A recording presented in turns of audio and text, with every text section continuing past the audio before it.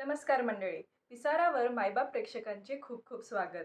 ज्यांना माहिती नाही त्यांना सांगते की पिसारावर मी कृष्ण ग्रंथातील काही गोष्टी सांगत असते. होय, आज मी तुम्हाला श्रीकृष्ण 1 वर्षाचे झाले तेव्हाच्या जन्मोत्सवाची गोष्ट सांगणार आहे. चला तर मग जास्त वेळ न घालवता सुरुवात करूयात. पण त्याआधी ज्यांनी माझ्या चॅनलला सबस्क्राईब केलेले नाहीये त्यांनी प्लीज माझं चॅनल सबस्क्राईब करून घ्या. सुरुवात करूयात. तर भगवान श्रीकृष्ण आता थोडेसे मोठे झाले होते तेव्हा ते पालथे पडू लागले. ते आता केवळ तसेच पडून राहत नसत. नंद महाराज आणि यशोदा यांनी त्यांचा पहिला वाढदिवस साजरा केला. आजही वैदिक संस्कृतीच्या सर्व संप्रदायांचे अनुयायी श्रीकृष्ण जयंती साजरी करीत असतात. नंद यशोदांनी उत्सवाची तयारी केल्यावर सर्व गोप गोपिकांना आमंत्रण देण्यात आले होते. गायकांचे ताफे नृत्यगान करू लागले. त्यात सर्वजण सहभागी झाले. सर्व विद्वान ब्राह्मणांना पाचारण करण्यात आले. त्यांनी श्रीकृष्णांच्या भाग्योदयासाठी वैदिक मंत्राचे उच्चारण केले. वैदिक मंत्रोच्चारण आणि गायक वृंदांचे नर्तन गायन चालले असताना यशोदा मातेने श्रीकृष्णांना स्नान घातले. या स्नान समारंभाला शास्त्रीय भाषेत अभिषेक असे म्हणतात. आजही जन्माष्टमीच्या दिनी वृंदावनातील सर्व मंदिरातून असे अभिषेक होत असतात. या उत्सव प्रसंगी यशोदा मातेने मोठ्या प्रमाणात धान्याचे दान करण्याची व्यवस्था केली. नंद महाराजांनी सन्माननीय विद्वान ब्राह्मणांना दान करण्याकरिता सुवर्णालंकारांनी अलंकृत चांगल्या गायी तयार ठेवल्या. यशोदेने स्नान केले, सुरेख पोशाख केला आणि सुंदर स्नान शृंगार केलेल्या बाळकृष्णाला मांडीवर घेऊन ती ब्राह्मणांचे मंत्रोच्चारण श्रवण करण्याकरिता बसली. मंत्रोच्चारणाचे श्रवण चालू असताना बाळकृष्णांना झोप येऊ लागली आणि तिने त्यांना हळुवारपणे शय्येवर निजवले. त्या मंगल प्रसंगी स्नेह्यांचे, नातेवाईक मंडळींचे तसेच व्रजवासी जनांचे आगत स्वागत करण्यात संलग्न झाल्याने यशोदा मुलाला दूध पाजण्याचे विसरून गेली. बाळकृष्णांना भूक लागली आणि ते रडायला लागले. परंतु यशोदा मातेला तेथील गलबलाटामुळे त्यांच्या रडण्याचा आवाज ऐकू आला नाही. श्रीकृष्णांना भूक लागली होती आणि माता लक्ष देत नव्हती म्हणून ते खवळले. ते सामान्य मुलाप्रमाणे चरण उचलून एकमेकांवर आपटू लागले. बाळकृष्णांना एका छकड्याच्या खाली ठेवण्यात आले होते. योगायोगाने या हालचालीत त्यांच्या चरणांचा छकड्याच्या चाकाला धक्का लागला आणि तो छकडा उलटून खाली कोसळला. त्याच्यात पितळेची अनेक भांडी आणि ताटे रचून ठेवली होती. ती सर्व खाली पडली आणि मोठा आवाज झाला. छकड्याचे चाक अक्षापासून दूर झाले आणि त्याचे आटेपाटे मोडून सर्वत्र विखुरले. यशोदा माता, गोपिका, नंद महाराज आणि सर्व गोपजनांना हा छकडा आपोआप स्वतःच कसा उलटून पडला याचे मोठे आश्चर्य वाटू लागले. त्या उत्सवात उपस्थित असलेली सर्वच स्त्री पुरुष मंडळी तेथे जमा झाली आणि छकडा कसा पडला असावा याबद्दल तर्कवितर्क करू लागली. पण कोणालाही कारण सापडले नाही. श्रीकृष्णांना खेळवण्यासाठी तेथे काही मुलांना सांगितले होते. त्यांनी तेथे जमलेल्या मंडळींना सांगितले की श्रीकृष्णांच्या चरणांचा छकड्याच्या चाकाला धक्का लागून तो मोडून पडला आहे. त्यांनी त्या मंडळींना आपण ही घटना प्रत्यक्ष डोळ्यांनी पाहिल्याचे आग्रहाने सांगितले. काही मंडळींनी त्या लहान बालकाच्या कथन लक्षपूर्वक ऐकले. इतर मंडळी मात्र म्हणू लागली, या मुलांच्या कथनावर आपण कसा विश्वास ठेवायचा? गोप गोपिकांना सर्वशक्तिमान पूर्ण पुरुषोत्तम भगवान येथे एका शिशूच्या रूपात पहुडले आहेत हे काही समजत नव्हते. ते काहीही करू शकतात, त्यांच्यासाठी काहीही अशक्य नाही यांची त्यांना जाणीव नव्हती. शक्य आणि अशक्य अशा दोन्हीही गोष्टी त्यांच्या सामर्थ्याखाली आहेत. या घटनेबाबत चर्चा चालू असताना बाळकृष्ण रडू लागले. यशोदा मातेने त्यांना चटकन उचलून मांडीवर घेतले आणि अमंगलकारी शक्तींचा प्रभाव घालवण्याकरिता मंत्रोच्चारणासाठी विद्वान ब्राह्मणांना बोलावून घेतले. त्याच वेळी ती बाळकृष्णांना स्तनपान करू लागली. बालक चांगल्या रीतीने मातेचे स्तनपान करीत असेल तर ते सर्व संकटांतून मुक्त आहे असे समजावे. तदनंतर धष्टपुष्ट गोपांनी तो मोडलेला छकडा ठीक केला आणि विखुरलेल्या वस्तू पूर्वीप्रमाणे नीटनेटक्या लावल्या. ब्राह्मणांनी दही, दूध, जल, कुश यांनी यज्ञाहुती दिली. त्यांनी बाळकृष्णांच्या सुखमंगलाकरिता पूर्ण पुरुषोत्तम भगवंतांची अर्चना केली. ब्राह्मणांचे गुण प्राप्त झाल्याशिवाय कोणीही वेदमंत्रांचे वाचन करू नये असे शास्त्रवचन आहे आणि यावरून येथील सर्व उपस्थित ब्राह्मणत्वाने युक्त होते हे सिद्ध होते. नंद महाराजांचा देखील त्यांच्यावर पूर्ण विश्वास होता.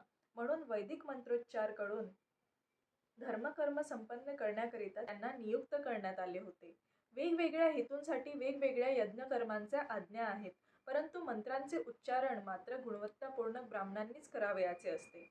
तथापि या कलयुगात असे ब्राह्मण दुर्मिळ आहेत आणि म्हणून वैदिक यज्ञकर्मे बंद करण्यात आली आहेत. त्याचकरिता श्री चैतन्य महाप्रभूंनी या युगात केवळ एकच यज्ञ सांगितला आहे, तो म्हणजे कृष्ण नाम संकीर्तन यज्ञ. हरे कृष्ण कृष्ण कृष्ण हरे हरे, हरे राम राम राम हरे हरे. ब्राह्मणांनी मंत्रांचे उच्चारण करून आता दुसऱ्या वेळी यज्ञकर्म संपन्न केले. तेव्हा देखील नंद महाराजांनी त्यांना भरपूर धान्य आणि गायी दान दिल्या. त्या सर्व गायी सुवर्णाच्या जरीच्या झुलींनी सजवलेल्या होत्या. त्यांची शिंगे सुवर्ण कंकणांनी अलंकृत होती. तसेच त्यांचे खूर चांदीने मढवलेले होते आणि गळ्यात पुष्पहार होते. त्यांनी असे सालंकृत गायींचे दान दिले ते केवळ आपल्या अद्भुत बालकाच्या कल्याणासाठीच. आणि ब्राह्मणांनी देखील तेव्हा अंतःकरणातून आशीर्वाद दिले आणि ते सुपात्र ब्राह्मणांचे आशीर्वाद कधीही निरर्थक जाणारे नव्हते. या जन्मोत्सवानंतरच एक दिवस यशोदा माता आपल्या तान्ह्या मुलाला मांडीवर घेऊन थोपटीत होती. तेव्हा ते अधिकच जड वाटू लागले आणि मांडीवर घेण्यास असमर्थ होऊन अनिच्छेनेच का होईना तिने त्याला खाली ठेवले. नंतर ती घरकामात व्यस्त झाली. त्यावेळी कंसाच्या आदेशावरून त्याचा तृणावर्त नावाचा एक अनुचर म्हणजेच राक्षस तेथे चक्रीवादळाच्या रूपाने प्रकट झाला. त्याने बाळकृष्णाला तेथून चटकन आपल्या खांद्यावर उचलले आणि संपूर्ण वृंदावनात धुळीचे प्रचंड वादळ उठवले. ते आकाशात उंचावत गेले. सर्वांचे नेत्र त्या प्रचंड धुळीने आवृत्त होऊन गेले. काही क्षणातच वृंदावनाचा परिसर अंधकारमय झाला. मनुष्याला स्वतःलाच पाहणे अशक्य झाले. कोणाला काही दिसेना. अशा भयंकर आपत्तीत यशोदेला आपले मूल दिसेना. ती दुःखाने व्याकुळ होऊन रडू लागली आणि असहाय्य होऊन खाली कोसळली. एखाद्या वासरू चुकलेल्या गायीप्रमाणे तिची अवस्था झाली होती. यशोदा मातेचे असे करुण रुदन ऐकून सर्व गोपिका तेथे आल्या आणि मुलाचा शोध करू लागल्या, परंतु त्यांचीही निराशा झाली. त्यांना बाळकृष्ण कुठेही सापडले नाही. तृणावर्त असुर बाळकृष्णांना खांद्यावर घेऊन उंच आकाशात गेला, परंतु त्यावेळी बाळकृष्णांनी आपले वजन वाढवले आणि त्या असुराला आपली कृत्ये थांबवावी लागली. वादळाची गती आता थंडावली. बाळकृष्णांनी त्या असुराच्या गळ्याला घट्ट मिठी मारली आणि आपले वजन वाढवले. त्यामुळे तो दैत्य वेगाने खाली येऊ लागला. तृणावर्ताला ते लहान बालक एखाद्या प्रचंड पर्वतासारखे वाटू लागले आणि तो त्याच्या पकडीतून सुटण्याचा आटोकाट प्रयत्न करू लागला, परंतु तो असमर्थ झाला. त्याचे नेत्र खाचेतून बाहेर आले. तो उग्र स्वराने ओरडत वृंदावनात जमिनीवर खाली कोसळला आणि गतप्राण झाला. त्याची गत अगदी शिवांच्या बाणाने खाली कोसळलेल्या त्रिपुरासुराप्रमाणेच झाली होती. तृणावर्त जेव्हा खाली आपटला तेव्हा तो प्रचंड शिलेवर आपटला आणि त्याच्या अवयवांचा चक्काचूर झाला. त्या स्थितीत त्या असुराचे मृत शरीर गोकुळवासी जनांच्या दृष्टीस पडले. जेव्हा तो मृत असुर गोपिकांनी पाहिला तेव्हा बाळकृष्ण मोठ्या आनंदाने त्याच्या शरीरावर खेळत असल्याचे त्यांना दिसले. त्यांनी ताबडतोब मोठ्या प्रेमाने त्याला उचलून घेतले. आपल्या लाडक्या बाळकृष्णाला प्राप्त करून सर्व गोपिकांना अत्यानंद झाला. अशा भयंकर राक्षसाने बाळकृष्णाला खाऊन टाकण्यासाठी पळवले आणि तो त्याला कसा ठार मारू शकला नाही आणि उलट तोच कसा आपटून खाली ठार झाला याबद्दल आश्चर्य करीत व्रजवासी आपापसात चर्चा करू लागले. काही या घटनेचे समर्थन करीत म्हणू लागले, असे दुष्ट आपल्या पाप कर्मांनीच नष्ट होतात. बाळकृष्ण पुण्यवान आहे म्हणून तो भयंकर संकटातही सुखरूप राहिला. आम्हीही गतजन्मात काही निश्चितच मोठे यज्ञयाग केले असतील, भगवंतांची उपासना केली असेल, धनाचे प्रचूर दान केले असेल, मानव जातीच्या कल्याणार्थ काही समाजकार्य केली असतील आणि अशी पुण्यकर्मे केली म्हणूनच बाळकृष्ण सर्व संकटातून सुरक्षित आहेत. तिथे जमलेल्या गोपिका आपल्या थोर भाग्याबद्दल आपापसात बोलू लागल्या. त्या म्हणू लागल्या, आम्ही आमच्या जन्मात कशा प्रकारची तपे व्रते केली असतील. आम्ही निश्चितच भगवंतांची उपासना केली असली पाहिजे. दान धर्म आणि पिंपळाचा वृक्ष लावण्यासारखी, विहीर खोदण्यासारखी देखील लोककल्याणाची कार्य केलेली असावीत. त्याचाच परिणाम म्हणून आमचे गेलेले बालक आम्हाला परत मिळाले. ते आपल्या नातेवाईकांना नवजीवन देण्याकरिता परत आले आहेत.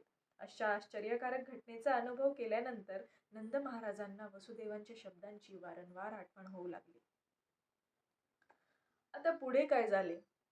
बाळकृष्णांनी आपले विश्वरूप प्रकटीकरण कसे केले असावे? ऐकायला उत्सुक आहात ना? तर त्यासाठी तुम्हाला माझी पुढील कथा ऐकावी लागेल. आणि पुढील कथा ऐकण्यासाठी बेल आयकनला प्रेस करायला विसरू नका. तसेच माझ्या चॅनलला सबस्क्राईब करायला विसरू नका.